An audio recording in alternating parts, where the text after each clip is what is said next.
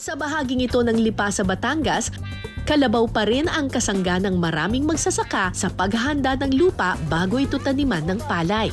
So ngayon, ipe-prepare ngayon natin itong mga palayan dito para mapagtaniman na siya ng palay. Itong palayan na ito, naararo na ito ng mga magsasaka.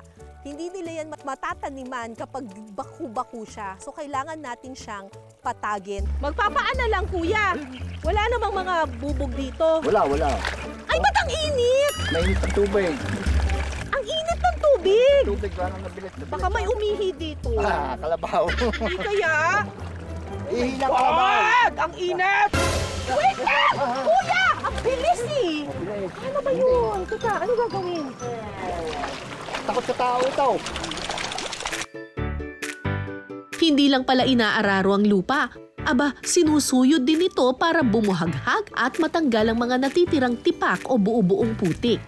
Sa totoo lang, yung mga magsasaka dito, meron naman silang makina. Pwede naman silang gumamit ng makina, pero mas prefer daw nila na kapag pagpapatag na, dadaanan pa rin ng kalabaw. Mas pulido raw kasi kapag kalabaw. Maya-maya pa, Ayaw na niya, pahinga daw muna. Napapagod din pala yung kalabaw. Ay, umihi! mukhang hindi lang ako ang napagod sa pagsuyod pero wait, there's more! Para sa finishing touch, kailangan gawin ang pagbubuhano o pagpapantay para tuluyang mapatag ang lupa. Pagkatapos itong pantayin, ready na itong taniman. Ito na ngayon pampatag? Parang pareho lang ito.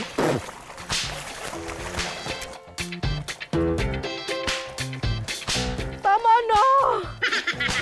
Sabi nga nila, magtanim ay di biro. Pero bitin pala ang kasabihan na yun dahil pati ang kalabaw hindi rin pwedeng biruin. Kaso lang ito kasi kalabaw namin. Ini-sprayan ako ng putik eh. Teka kuya, masakit na yun. Puro po. Tatanggalin ko na yung pilik mata ko. Ho, ho, ho, ho, ho. At dahil kayod kalabaw tayo, deserve ko syempre ang masarap na reward. Ang ipinagmamalaki nilang Lugaw, Batangas. Perfect sa tag-ulan.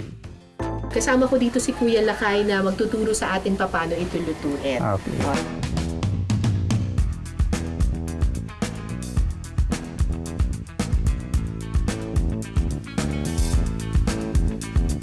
Sa isang kaldero, igigisa muna ang bawang, sibuyas at luya. So pareho lang rin po ng pagluluto ng arroz caldo o kaya ng gulay. Ang pagkakaiba lang po talaga nito, ang ginagamit po nila dito ay hindi karaniwang bigas, kundi malagkit na bigas. Apo. Ba't po malagkit ang ginagamit po ninyo, Lakay? Mas maganda kasi ang lugaw kapag malagkit. Medyo malapot siya. Saka hindi siya nadudurog. Hindi siya nagiging sabaw. Sunod na ibubuhos ang malagkit na bigas. Titimplahan ito ng seasoning. Atsuete? Sweet. Kaya pala madilaw ang lugaw ninyo dito. Opo. At saka patis. Ano naman po ito? Ayan po yung kaldo. Yung laman loob na... Ito yung pinagkuluan ng mga laman loob. Ito ngayon ang gagamitin yung pantubig. Oo, opo. Para may lasa pa rin. Pwede na rin ilagay ang kasubha, kaldo at tubig.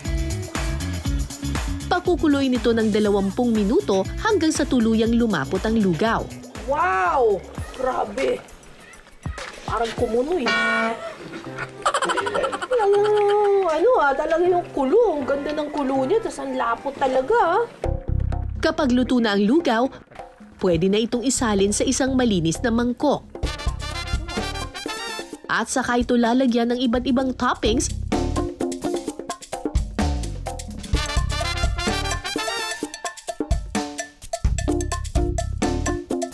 Okay. At eto na po ang ating Lugaw, Batangas. Kain na!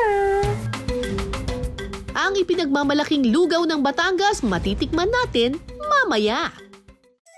Mula sa mga palayan, oras na para tikman ang Lugaw, Batangas. Okay, tikman na natin itong Lugaw, Batangas. Ang init! Masarap kasi mayroong konting kalamansi eh. Lagyan natin yung atay. Hindi ko muna iisipin yung mataas kong uric acid ngayon.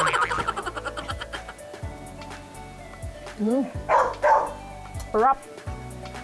Mas masarap pala kapag malangkit na bigas ang ginamit sa ano, no? Sa lugaw. Talagang ramdam na ramdam mong bibigat ito sa tiyan mo eh. Sarap.